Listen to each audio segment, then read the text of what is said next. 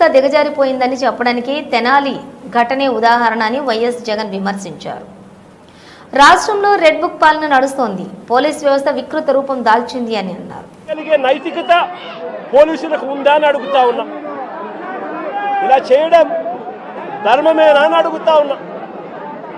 చంద్రబాబు నాయుడు గారి మీద ఇదే పోలీసులు చెప్పే లాజిక్కే, ఇదే సోషల్ మీడియాలో తెలుగుదేశం పార్టీకి సంబంధించిన వాళ్ళు దొంగ పోస్టులు పెడతా ఉన్న తీరునైతేనేమి, ఇదే ఈనాడు, ఆంధ్రజ్యోతి, టీవీ5 లాంటి మీడియాలు ఎల్లో మీడియాలు నడుపుతా ఉన్న కథనాలు అయితేనేమి, వీళ్ళ మీద కేసులున్నాయని నేను అడుగుతా ఉన్నా. ఇదే చంద్రబాబు నాయుడు మీద 24 కేసులున్నాయి. మరి చంద్రబాబు నాయుడు మీద 24 కేసులున్నాయని చెప్పి చంద్రబాబు నాయుడు గారిని నడి రోడ్డు మీదకి తీసుకొని వచ్చి తన్నడం ధర్మమే అవుతుందా అని అడుగుతా ఉన్నా.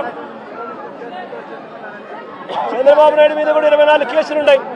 ఆయనను కూడా రోడ్డు మీదకి తీసుకొని వచ్చి తంతే ధర్మమేనాది? ఇదే పోలీసులను అడుగుతా ఉన్నా. కేసులు ఉన్నాయి కదా అని చెప్పి, పాత కేసులు ఏదో ఉన్నాయని చెప్పి నువ్వు చేసిన పనికి జస్టిఫైబుల్ కారణం కాదది. కేసులు ఉంటే ఆ కేసులు తేల్చాల్సింది కోర్టులు. మీరు ఆరోపణ చేస్తారు, అది న్యాయం కాదు అని చెప్పి వాళ్ళ అవతల కోర్టుల్లో ఆర్గ్యూ చేస్తారు. జడ్జి కేసు వింటాడు, జడ్జి తీర్పునిస్తాడు. అంతేకాని పోలీసులు ఇలా కేసులు గతంలో ఉన్నాయి కదా అని చెప్పి తీసుకొని వచ్చి నడి రోడ్డు మీద వాళ్ళను నిల్చోబెట్టి వాళ్ళ కుటుంబ పరువును తీస్తూ వాళ్ళను షేమింగ్ చేసే కార్యక్రమం పోలీసులకు లేనే లేదు. ఈ మధ్యకాలంలో జరిగిన అనేక ఘటనలు, రాకేష్ అనే పిల్లాడు, ఇది రాకేష్ అనే పిల్లాడికి సంబంధించిన కాలుకు సంబంధించిన ఎక్స్రే. అంటే నా పక్కనున్న పాప వాళ్ళ అన్న, నా పక్కనున్న పాప ఇంజనీర్, వాళ్ళ అన్న రాకేష్ పాలిటెక్నిక్ మెకానికల్. ఆ పిల్లాడికి సంబంధించిన కాలుకు సంబంధించిన ఎక్స్రే. ఇలా కాలు ఇరిగిపోయింది, లోపల రాడ్ ఉంది, రాడ్ పెట్టి ఆ రాడ్కు కాలును ముడేసి డాక్టర్లు ఈ మాదిరిగా ఉన్న పరిస్థితిని చూస్తే పోలీసులు ఆ కాలు మీద కాలు పెట్టి నడి రోడ్డు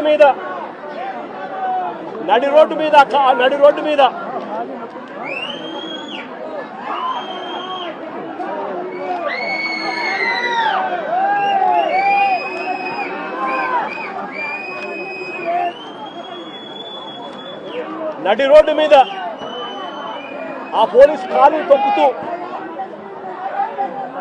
ఆ రాకేష్ అనే పిల్లోడిని ఇలా కొట్టడం, అది కూడా నడి రోడ్డు మీద షేమింగ్ చేస్తూ చేయడం ధర్మమేనా అని అడుగుతా ఉన్నా. హరి అనే వ్యక్తి,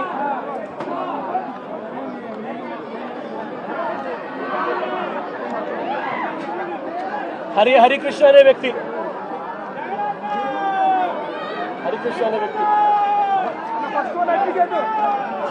అనే వ్యక్తి ఈ వ్యక్తి మీద ఈ మధ్య కాలంలోనే దాచేపల్లిలో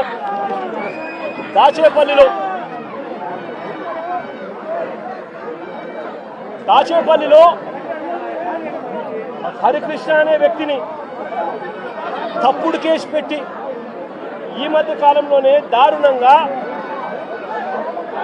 సిఐ క్వార్టర్స్లో పడేస్తే, ఇంత దారుణంగా కొట్టి పడేస్తే వారి తల్లిదండ్రులు, గ్రామస్తులు వచ్చి ఆందోళన చేసి ఈ పిల్లాడిని రక్షించుకున్నారు.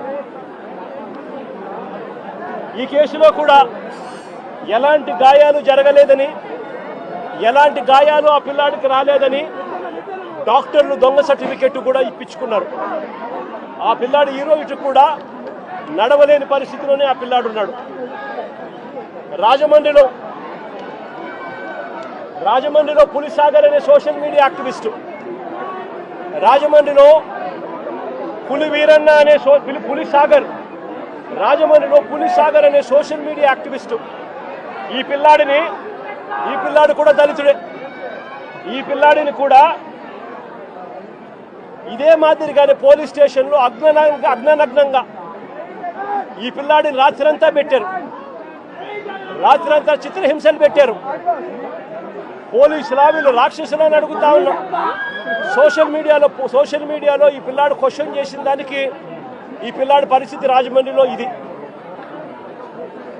ఆడపిల్లలను కూడా చూడకుండా సుధారాణి అనే వైఎస్ఆర్సీపీకి సంబంధించిన యాక్టివిస్టు, కృష్ణవేణి అని వైఎస్ఆర్సీపీకి సంబంధించిన ఇంకొక మహిళా యాక్టివిస్టు, వీళ్ళిద్దరూ కూడా ఆడపిల్లలను కూడా చూడకుండా నెలలు రకరకాల పోలీస్ స్టేషన్లు వీళ్ళని తిప్పారు. రకరకాల పోలీస్ స్టేషన్లలో వీళ్ళ మీద కేసులు నమోదు చేస్తూ వీళ్ళను తిప్పుకుంటూ వచ్చారు. నేను అడుగుతా ఉన్నా, డెమోక్రసీలో మనం ఉన్నామా లేదా అన్నది ప్రజలందరూ కూడా ఆలోచన చేయాలని అడుగుతా ఉన్నా. నేను అందరినీ కూడా రాష్ట్ర వ్యాప్తంగా కూడా ఇలాంటి ఘటనలు జరుగుతూ ఉన్నాయి. పోలీసులు తెలుగుదేశం పార్టీకి సంబంధించిన రెడ్ బుక్ రాజ్యాంగాన్ని అమలు చేయడంలో నిమగ్నమై ఉన్నారు. మొట్టమొదటిసారిగా రాష్ట్రంలో ఈరోజు చూస్తూ ఉన్నాం.